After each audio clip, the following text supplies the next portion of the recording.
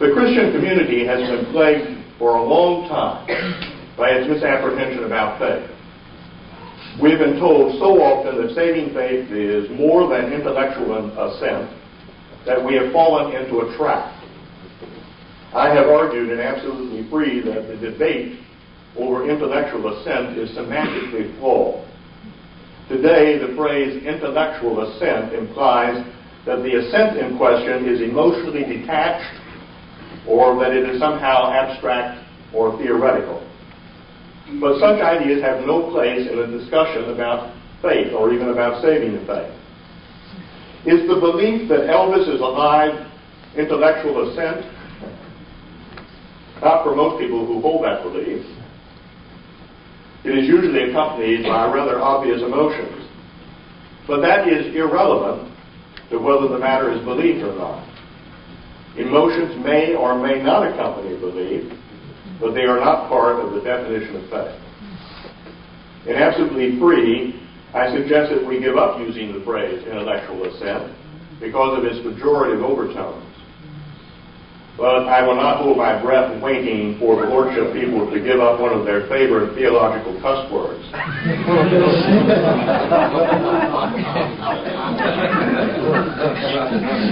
If the grace position were as weak as theirs, I wouldn't give it up either.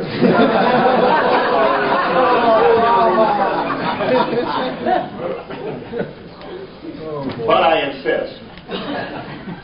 Believing that Jesus is the Christ means believing one of the most wonderful truths known to man. Furthermore, it is God's truth.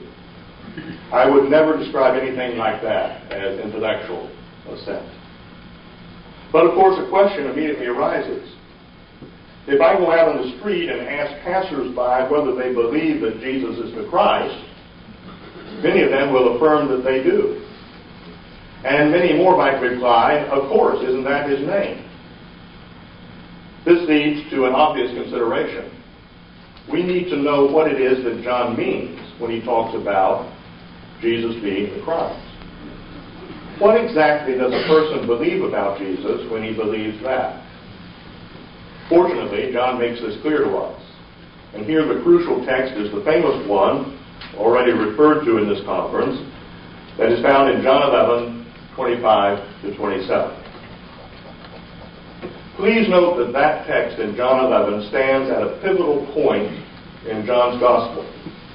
The last and the greatest of John's signs was about to take place, the raising of Lazarus. Remember, too, that the signs in John's Gospel are written to bring men to believe that Jesus is the Christ. That is clearly stated in John 20, 30, and 31. So we might readily expect a significant statement in a climactic text like John 11. And that is exactly what we get. You remember the narrative. Jesus has just assured Martha that her brother will rise again. Her reply indicates that she believes he will, but only in the resurrection at the last day. So she needs a reminder of who it is who stands before her. That is why Jesus speaks the very well-remembered words, I am the resurrection and the life. He who believes in me, though he may die, he shall live. And whoever lives and believes in me shall never die. Note how Jesus does more than simply to identify himself. I stress that. Notice how Jesus does more than to simply identify himself. Yes, he is the resurrection and the life. But he is more than that. He is the one who guarantees certain things to the believer in him. As the resurrection, he guarantees that even if the believer dies, he will live again. That is, he will be resurrected. As the life, he guarantees the believer will never die. That is, that he will have eternal life. Jesus' statement to Martha, therefore, is an identification of himself in reference to everyone who believes in him. Please note that. Jesus' statement to Martha is an identification of himself in reference to everyone who believes in him. Then comes the crucial question. Jesus says to Martha, do you believe this? Notice the simplicity that is involved here. Jesus says, I have just stated certain facts about myself and the one who believes in me. Do you hold these facts to be true? Is this what you believe about me? Do you believe this? And what is Martha's reply? Well, not surprisingly, it is a full-fledged articulation of the theme verse in John 20:31.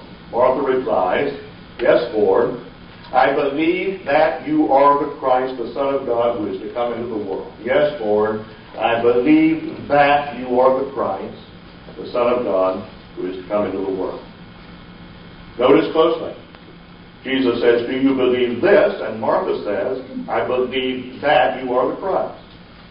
To believe what Jesus just stated about himself is to believe that he is the Christ. What does it mean to believe that Jesus is the Christ? It means to believe that he guarantees resurrection and eternal life to everyone who believes him to be the Christ. The Christ is the guarantor of these things to every believer. To deny that he does this for every believer, or to doubt that he does it, is not to believe what Martha believed. To deny or doubt this is not to believe what John wants his readership to believe.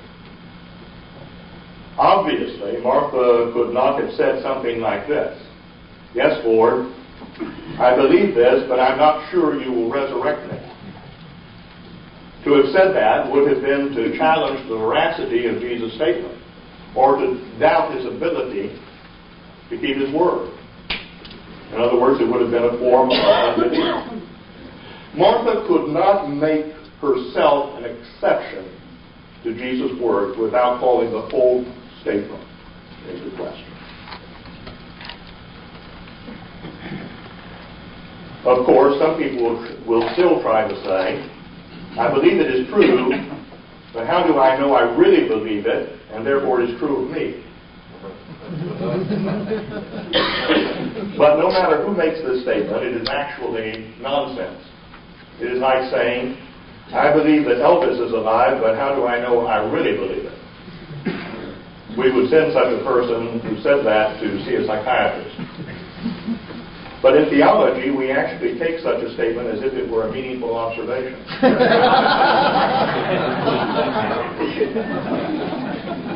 It is not. It is actually the product of years of theological brainwashing. We have been told so many times that people have a spurious belief, or can have a spurious belief, and that we should check out our own faith to make sure it is true saving faith, that we almost believe such nonsense. The Bible knows nothing about this sort of thing. To the man born blind but now possessing sight, Jesus said, do you believe in the Son of God? The man replied, who is he, Lord, that I may believe in him? Jesus answers very beautifully for this man, you have both seen him, and it is he who is talking with you. What then does the man reply? I think I believe. I hope I believe. It remains to be seen if I persevere.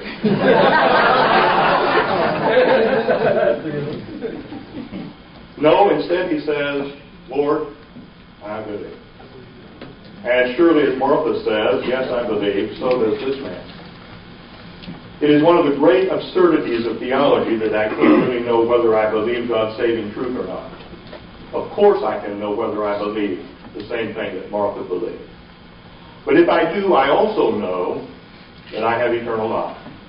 Therefore, assurance is of the essence of saving faith. I need to add one proviso. I do not mean by any of this that a believer can never doubt his or her salvation. Nor do I mean that one's faith cannot be lost. When John the Baptist asked, are you the coming one, or do we look for another? He was doubting his earlier conviction that Jesus was indeed the Christ. And Paul spoke of people whose faith had been overturned, 2 Timothy 2:18. But what I do mean is this. At the moment of saving faith, the believer is sure that he is eternally saved. I do not hold to the doctrine of the indefectibility of faith, meaning that the faith of the believer cannot be destroyed. I do not hold to the doctrine of the indefectibility of faith as Reformed theologians, or even as Calvin apparently did. But I do hold to the indefectibility of God's saving work in the believer. Several years ago, I was in Dr. Charles Ryrie's apartment with a friend of mine. My friend asked Dr. Ryrie a question. He asked Dr. Ryrie, can a believer stop believing? As usual, Dr. Ryrie was crisp and to the point. His answer was, of course.